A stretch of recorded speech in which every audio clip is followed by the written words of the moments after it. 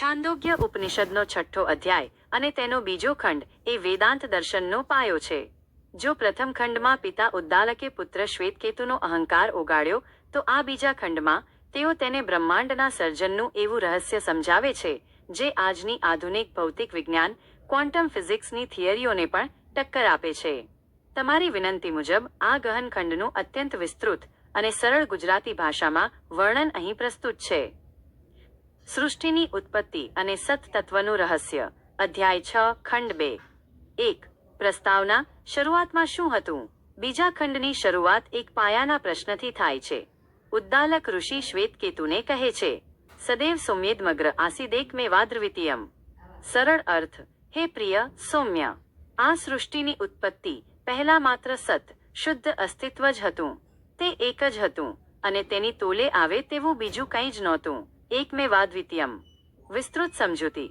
ઋષિ સમજાવે છે કે આ જગત જે અત્યારે આપણને આટલું વૈવિધ્યસભર દેખાય છે, પહાડો, નદીઓ, ગ્રહો, મનુષ્યો, તે બધું જ દેખાતા પહેલા માત્ર એક જ તત્વ હતું. તેને ઉપનિષદ સત સાટ કહે છે. સત એટલે જેનો ક્યારેય નાશ ન થાય, જે ત્રણેય કાળમાં સત્ય હોય. 2. શૂન્યવાદનું ખંડન. શું અભાવમાંથી ભાવ જન્મી શકે? આ ખંડમાં ઉદ્દાલક ઋષિ એક દાર્શનિક ચર્ચા છેડે છે. તેઓ કહે છે કે કેટલાક લોકો શૂન્યવાદીઓ એવું માને છે કે શરૂઆતમાં અસત, કંઈ જ નહીં, શૂન્ય હતું અને તેમાંથી આ જગત જન્મ્યું. પરંતુ ઉદ્દાલક આ વાતનો સ્પષ્ટ નકાર કરે છે. તેઓ પ્રશ્ન પૂછે છે, કથમ અસતઃ સજ્જાયેત? અર્થાત, અભાવમાંથી ભાવ કેવી રીતે જન્મી શકે? શૂન્યમાંથી કંઈક કેવી રીતે પેદા થઈ શકે? તાર્કિક દ્રષ્ટાંત. જો તમારી પાસે માટી જ ન હોય તો શું તમે ઘડો બનાવી શકો? જો તમારી પાસે સોનું જ ન હોય તો શું હાર બની શકે? ના, કારણ કોઝ હોય તો જ કાર્ય, ઇફેક્ટ, જન્મે. જો શરૂઆતમાં કંઈ જ નહોતું તો અત્યારે જે બધું જ છે તે ક્યાંથી આવ્યું? માટે સિદ્ધાંત એ છે કે શરૂઆતમાં માત્ર સત જ હતું. 3. તદૈક્ષત બહુસ્યા પ્રજાયેતિ. પરમાત્માનો સંકલ્પ. હવે પ્રશ્ન એ થાય કે જો એક જ તત્વ હતું તો તેમાંથી આટલી બધી વસ્તુઓ કેવી રીતે બની? અહીં ઉપનિષદ સૃષ્ટિ પ્રક્રિયા, ધ પ્રોસેસ ઓફ ક્રિએશન સમજાવે છે. તે સત તત્વે પરમાત્માએ વિચાર કર્યો, એક ક્ષણ કર્યું, હું એક છું, હવે હું અનેક થાઉં અને પ્રજારૂપે પ્રગટ થાઉં. ખાસ નોંધ, અહીં એ ધ્યાન રાખવું જરૂરી છે કે ઈશ્વરે કંઈક બહારથી લાવીને સૃષ્ટિ નથી બનાવી, પણ તે પોતે જ અનેક રૂપોમાં પરિવર્તિત થયો છે. જેમ કરોળિયો જાળ બનાવવા માટે સામગ્રી બહારથી નથી લાવતો, પણ પોતાના લાળમાંથી જ જાળ બનાવે છે, તેમ સત તત્વે પોતાને જ જગત રૂપે વિસ્તારી દીધો. 4. 3. મૂળભૂત તત્વોનું સર્જન. The 3 elements. ઉદ્દાલક ઋષિ સમજાવે છે કે સતમાંથી ક્રમશઃ 3 તત્વો પ્રગટ્યા, જેને વેદાંતમાં ત્રિવૃત્તકરણની પ્રક્રિયાની શરૂઆત માનવામાં આવે છે. એ તેજસ, ફાયર, હીટ, લાઇટ. સૌ પ્રથમ તે સતમાંથી તેજ ઉત્પન્ન થયું.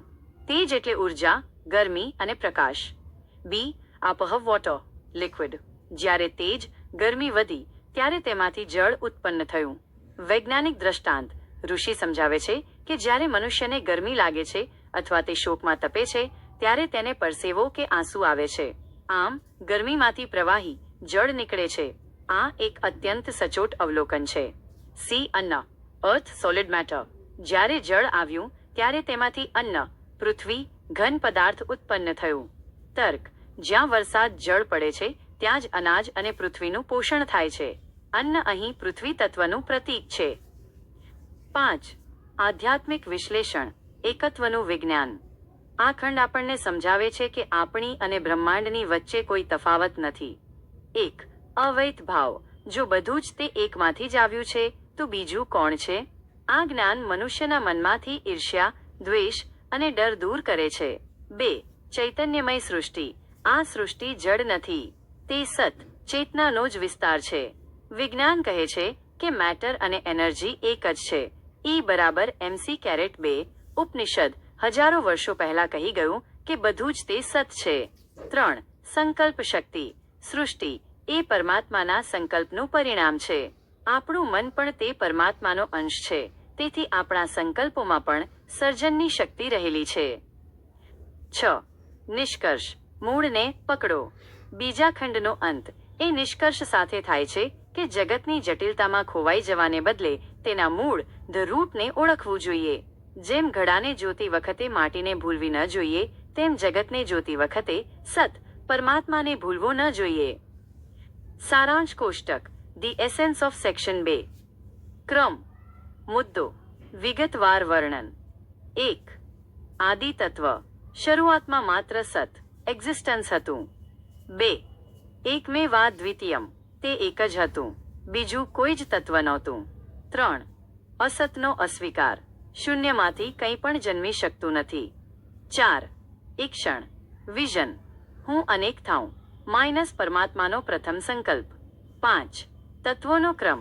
સત રાઇટરો તેજ, ગરમી રાઇટરો, જળ રાઇટરો, અન્ન પૃથ્વી,